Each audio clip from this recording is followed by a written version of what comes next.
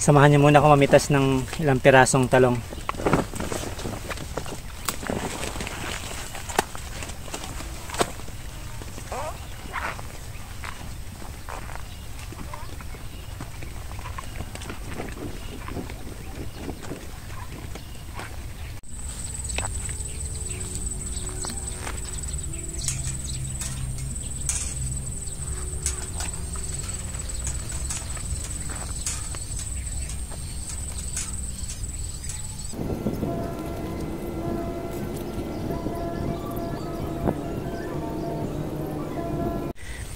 Ayan, hapon na ako nakabalik.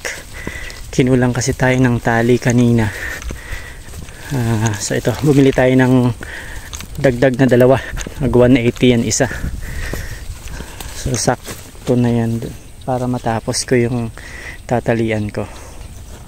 Dito kami kasama yung mga kids, si Ri and si Yan. Oh, it's a video now? So, we're gonna plant. Kasi may hindi dito na taniman eh. Ito, we found it. Ito yun. Oh, this one. So, handyan. So, saan nag-stop yung beans?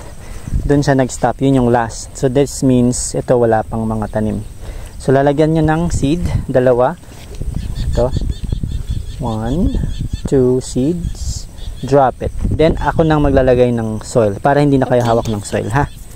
Ayan. So, lagyan nyo ng seed hanggang maubos. You work together.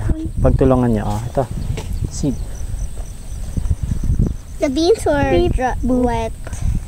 Hindi. Dry lang siya. May naglagay dito ng 4. Okay, so yan. Tumubo na yung mga sitaw natin. Tumubo na sila. Ayan. So, 3 to 5 days talaga tumutubo na yung sitaw. Ako naman, tatapusin ko pa yung letting. Hindi pa tapos yung paglalagay ko ng letting o yung gagapangan. Kaya, ayan, samahan nyo na ako. Habang yung mga bata nagtatanim. Ayan, tumubo na yung mga sitaw natin. Punta kayo doon, dire-diretso.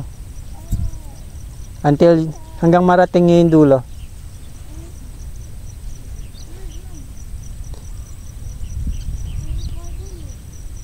Bigyan mo si Sian.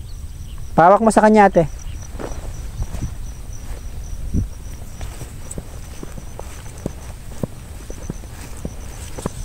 So, andito na ako. So, yan. Ito yung bandang gitna. Ito yung sa baba. So, yan. Ano nga nangyari dito? Iniwan ko to hapon.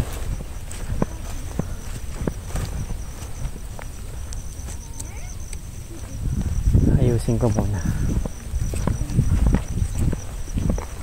Daddy, here too.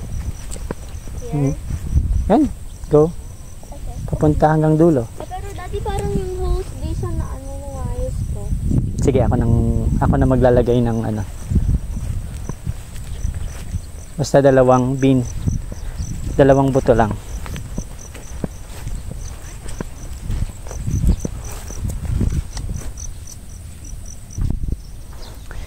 Yan. Ito yung iniwan ko eh. Maluwag, kaya kailangan ko higpitan. Tapos yung pinakababang linya dapat nasa isang dangka lang para pag tumubo yung sitaw may masasandalan sila, tapos mas madali nang gumapang.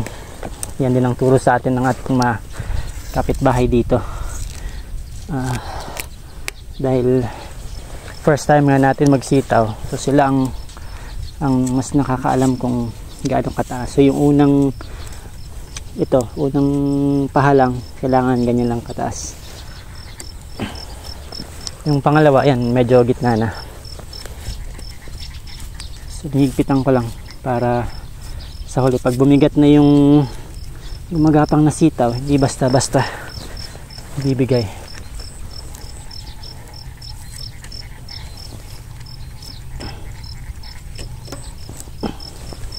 Kalimutan ko yung gloves ko. Magamit kayo ng gloves para hindi kayo masugatan. Pwede kasi makasugat tong tangsi na to, o vegetable twine kung tawagin, lalo pag hinahatak-hatak nyo at maghihigpit. maganda na mayroong gloves. Naiwan ko yung sa akin.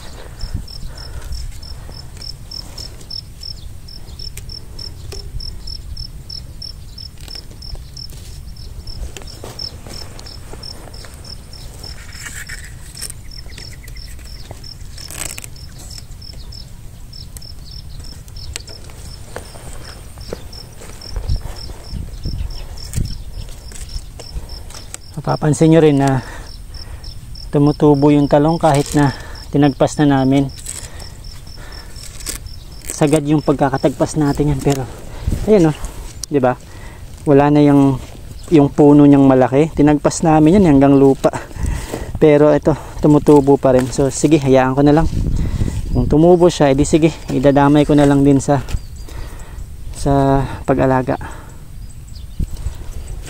Baka magbigay pa sa atin ng bunga kahit pangkain, pang ulam. Hayaan ko na rin. Persistent siya, buhay pa rin di hayaan natin.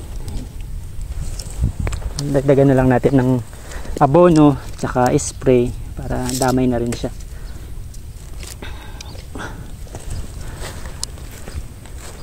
Yung sitaw naman magbibigay ng dagdag na nitrogen yan na makakatulong sa talong. Beneficial sa talong. Ayan. Oops. Hapon na, alas 5 na yata to. Hinapon na kami ng punta. Sinama ko yung mga bata. So siguro kahit hanggang alas 6 meron tayong matapos na gawain.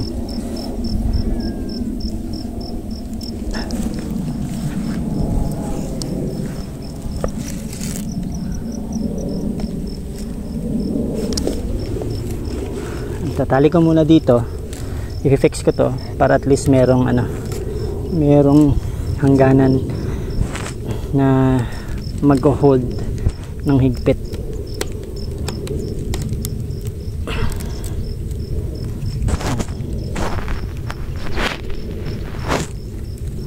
Maluwag yun, hindi pala higpit, luwag nabuhol na to. Ayan, tapos ko yung kailangan tapusin. Nalagay ko yung tansi na o vegetable twine na kailangan gapangan pahalang. So dalawa yung tapos, dalawa at kalahati, at doon kalahati din, dalawang kalahati. So pero bukas tapusin natin. Gabi na siguro mag-alas 6 pasado na to para at least meron tayong natapos. Tapos naglagay din tayo ng mga natirang buto. Meron pa tayong natirang buto kaya tinapos natin banda doon. Tinulungan tayo ng mga bata. So yan, buong maghapon natin. So maraming salamat sa inyong pagsubaybay at sa pagsuporta ninyo sa ating channel dito sa pagtatanim natin ng mga gulay. Ngayon naman ay sitaw. So hanggang sa susunod o bukas na upload natin. Maraming salamat sa inyo. Magandang araw.